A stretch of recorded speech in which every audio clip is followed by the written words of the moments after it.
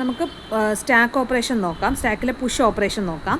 8086 push 16 bit value അല്ലെങ്കിൽ 16 bit ഡേറ്റയെ നമുക്ക് സ്റ്റാക്കിലോട്ട് പുഷ് അല്ലെങ്കിൽ പോപ്പ് ചെയ്തെടുക്കാൻ പറ്റുള്ളൂ.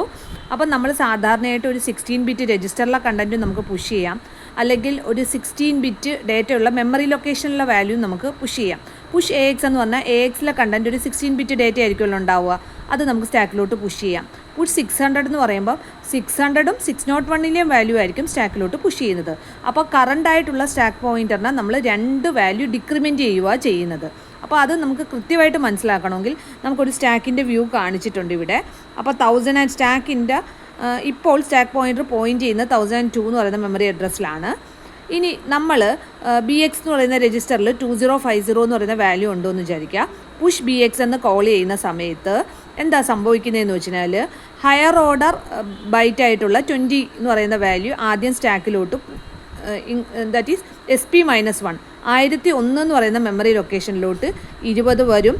1000 എന്ന് പറയുന്ന മെമ്മറി ലൊക്കേഷനിലോട്ട് 50 വരും. ദാറ്റ് ഈസ് SP-1 20 വരും, SP-2 50 വരും. അപ്പോൾ SP ലാസ്റ്റ് അപ്ഡേറ്റ് ചെയ്യുന്നത് എങ്ങനെ? SP-2 ആയിട്ടായിരിക്കും അപ്ഡേറ്റ് ചെയ്യുന്നത്. ഇങ്ങനെയാണ് 8086 എന്ത് വർക്ക് ചെയ്യുന്നത്? സ്റ്റാക്ക് വർക്ക് ചെയ്യുന്നത്.